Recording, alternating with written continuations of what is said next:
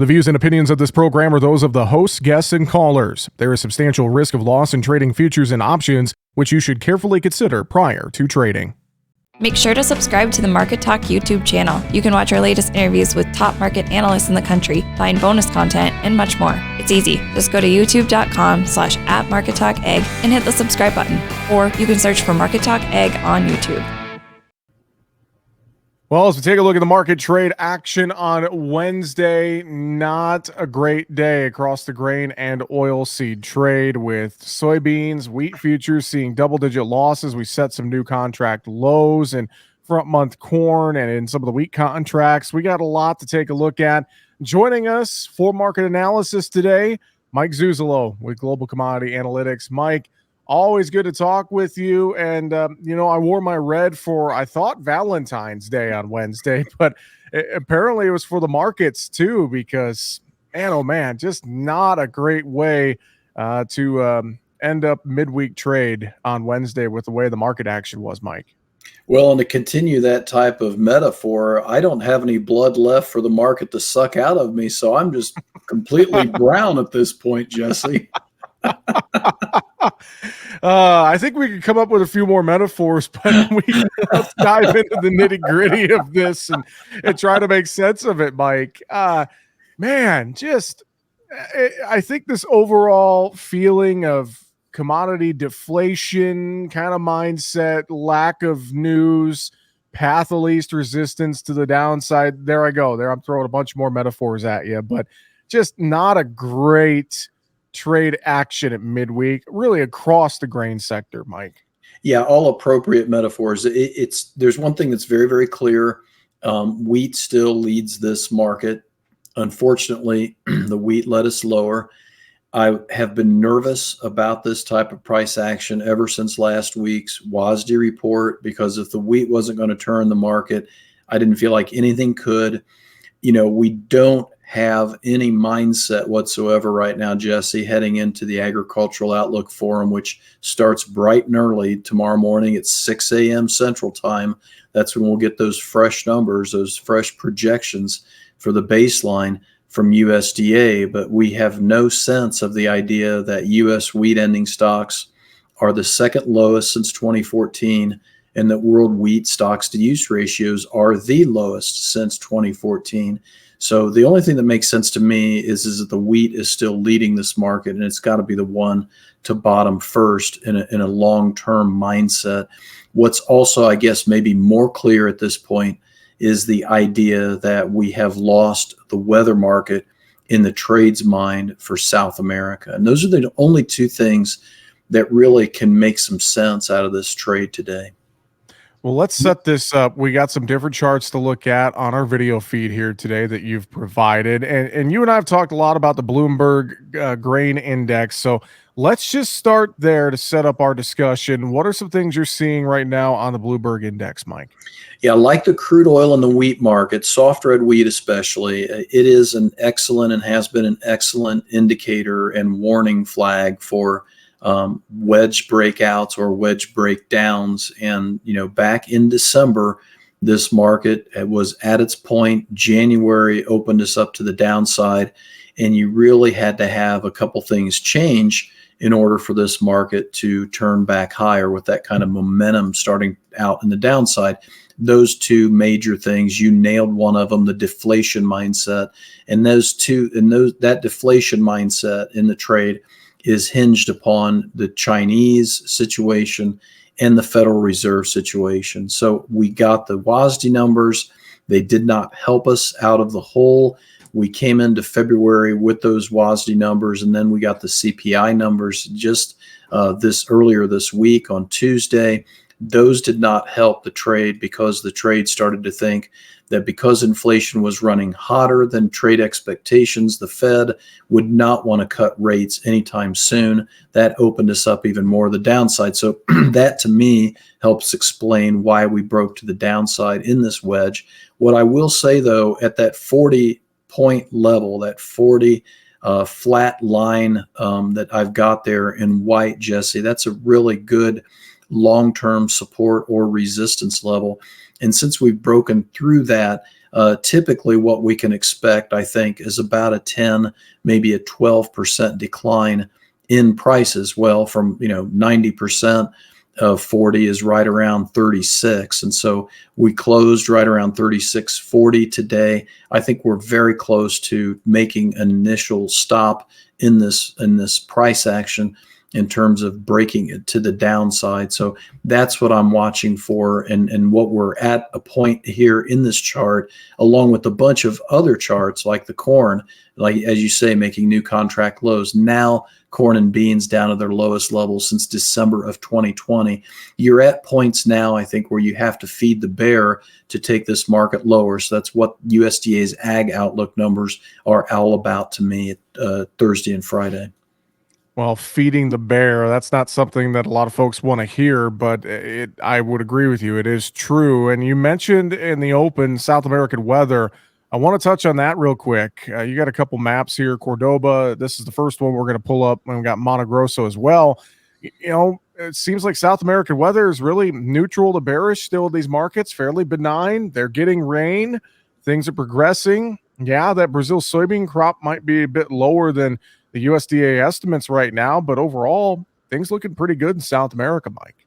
They're looking a lot better, and it's taking the pressure off of USDA to have to cut dramatically in February now, at least in the trade's mindset. And if you still have a deflationary, weak demand mindset in the trade, especially ahead of a big USDA report, why would you want to be long in this market? And I think that psychology, that trade psychology, coupled with the fact that both Russia and the European Union through France both came out today and put more supply in corn and wheat on the table by some of their updated numbers. And this, along with the supply side, is the weather side, and the supply side and weather are one and the same. So when you see, for instance, as you say, Cordoba, Argentina here, going from one of the lowest root zone soil moisture levels that we've seen in the last 7 to 10 years to one of the highest in the last 2 weeks, that takes the pressure off the trade to worry about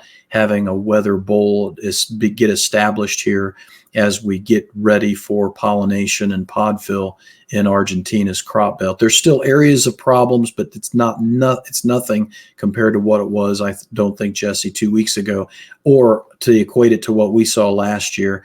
To Argentina, the rains they just received in most of their crop belt was kind of like what we got last year in late June, and it saved us from having another 2012. Very true. I flip maps here on the video feed. Mato Grosso, I look at Brazil's forecast, and sounding like they're going to have pretty widespread rain coverage here this weekend that I think is just going to add to things there, Mike. Yeah, and this is where I would keep my attention very focused in terms of the second crop corn. I'm already hearing people say second crop corn is going up because acreage pace is so strong right now. They've gotten the initial rains they've needed, and they're pulling beans off, putting corn in very quickly, if not one of the fastest levels in 10 years. This is one of those the areas, though, that they can turn off very quickly, hot and dry, after the month of February heading into March. You can see by this map that the root zone soil moisture is back in the middle of the range of the last 5 to 7 years, Jesse. We're nowhere near where we were in terms of the higher elevations of moisture to give us a big safrinha corn crop. And right now, most of the trade is putting the safrinha crop at 80% of the total for Brazil as a whole. So you have 3 crops planted in corn in Brazil nowadays, but 80% of it is going to be that second safrinha corn crop. So I'll keep my eye on that weather you were talking about for next week, because we could still lose bushels, especially in the corn, for the Brazilian crop. Very, very true. And you brought this up too with the Ag Outlook Forum, and just want to talk about that a little bit real quick. I mean, unless USDA surprises, I feel like whatever we're going to see Thursday is going to be bearish to this grain trade. Wouldn't you say, Mike? I think they've priced that in, and that's what I meant earlier. And thanks for the clarification and putting the point on it. Is I think you are at a point where you have to feed the bear, so to speak. And what that means is you got to keep rolling out negative price news to be able to keep this type of price action, especially what we saw on Wednesday, with there was no balance whatsoever or punch back by the longs at all, Jesse. I think the other thing that really concerns me about the baseline numbers and the ag outlook is they fuse those two together. And so Thursday, you'll get a set of numbers. Then Friday, you'll get a whole nother set of numbers. And so we're going to have this massive data dump. And we saw on Wednesday's trade, like, this headline news is really taking hold of these prices and continue to, for the better part of 9 months, because the perception is we don't have any good demand.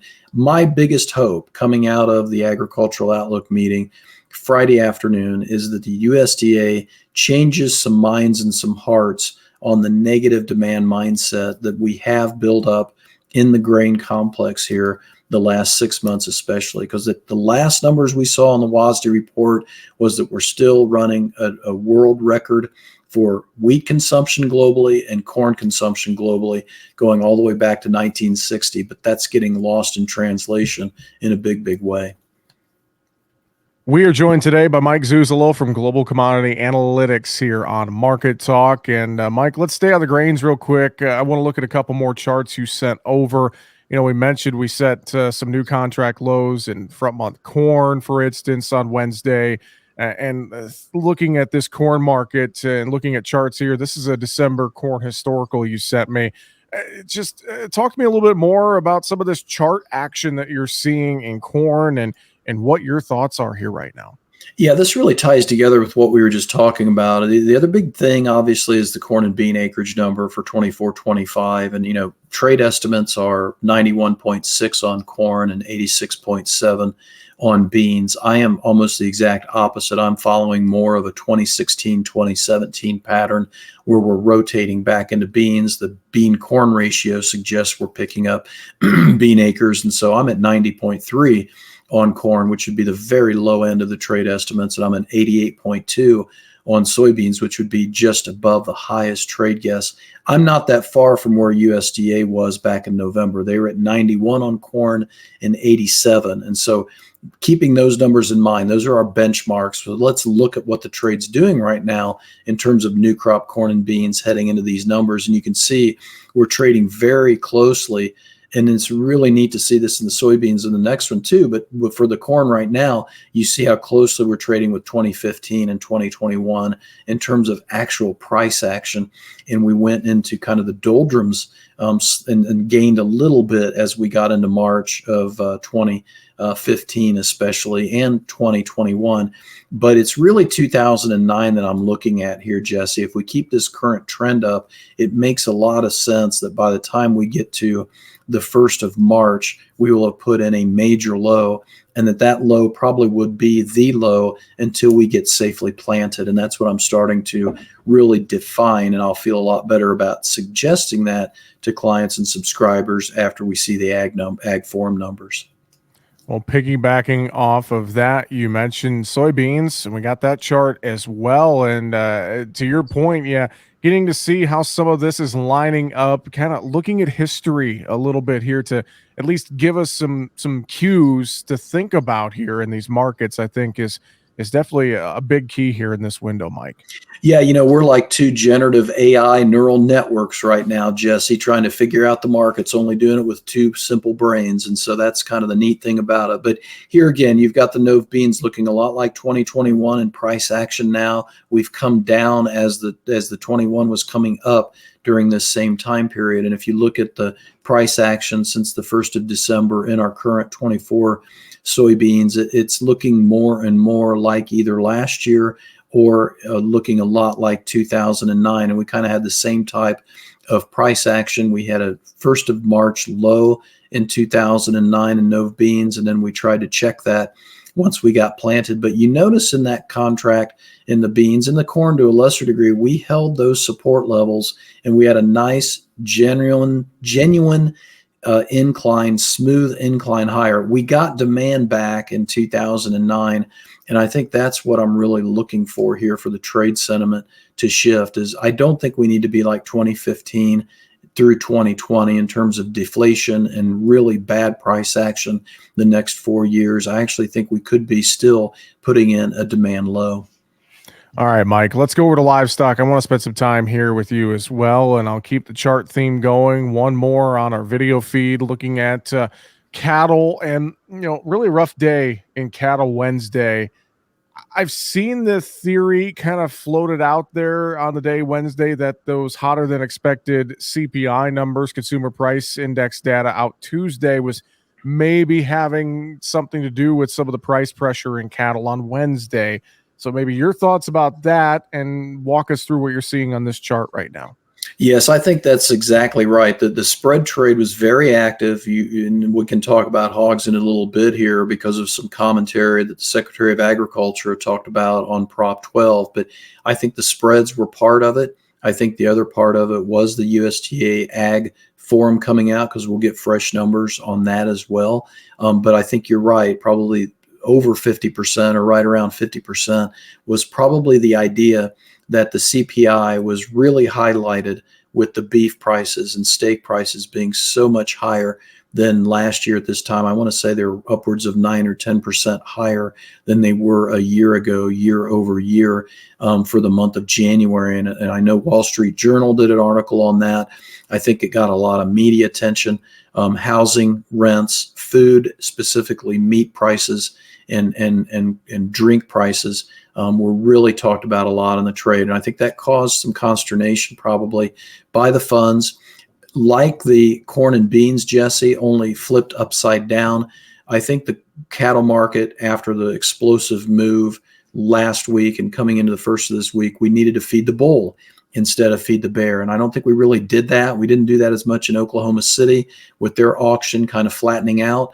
And we got a couple other things that I think really kind of brought in the idea, if you were a fund, why not take some money off the table, especially with USDA right around the corner. So that's where this chart comes into play especially. I love this chart because I finally got a decent cash relationship with futures, and that's through the negotiated cash cattle market. We saw that $4 higher price action in the cash market last week. It then took us to 182.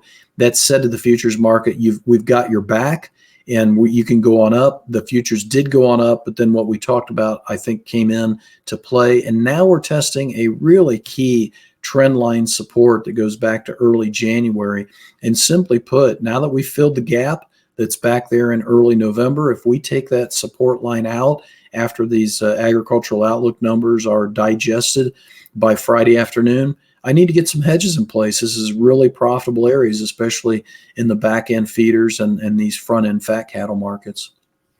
Great thoughts and synopsis there, this cattle market. And I'll throw this with you as well. I mean, thinking of last week, Packers had to pay up some of those cash prices. I mean, $4 to $10 higher, I think, in some spots. I mean, just watching that cash trade, I know a lot of Packers groaning coming into this week saying, hoping they wouldn't have to pay that again. But to your point, depending on what we get from USDA, feels like this cattle market's got some good profitability in this window right now, Mike.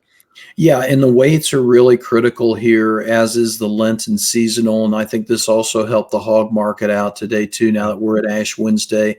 Yeah, we're going to go flatline on meat consumption because of the religious side of the Lenten seasonal, but we're also going to get ramped up for the hams, and we're going to get ramped up for the pork. And I think you made a huge point just now not to be overlooked, and that is the cutout is really turning these packer margins deep in the red for beef at this point, and yet the pork is staying very healthy, especially given the price action that we've seen in the futures and in the cash market. So only thing I'd watch out for in the hog complex is the return of China after the Lunar New Year and the Feb going off the board here in the next 2 days. And you mentioned, too, with hogs, that spread trade, and you mentioned some comments from Ag Secretary Tom Vilsack on Prop 12s. And so I think that, too, was, like you said, an added catalyst to give that hog market a little strength on Wednesday. Yeah, and I would say to the listener out there right now, in the same vein as with Secretary Vilsack using the word chaos if the Congress didn't step in, I've also noticed that the people that regulate me, the CFTC, is now doing a public comment period for artificial intelligence impacts on commodities. I think this is something to really watch, because if we start to see the Washington and Capitol Hill get involved in AI, we may see some shifting around of some of these algo fund traders. And we've seen this before where Washington policy can really drive price action if it starts to get embedded. So I'm certainly on the lookout for that. And I certainly welcome that type of public comment because I think that disconnect in the futures versus the cash is getting to be sometimes unexplainable to the producers out there. And 24 is looking really rough for producers in the grains right now. That's an interesting rabbit hole that I think we can explore on another program, Mike. But as always, appreciate your time. Let's wrap it up. If folks want to reach out to you, take a look at all your great analysis, have a conversation, I know they could find you very easily. How can they get in touch?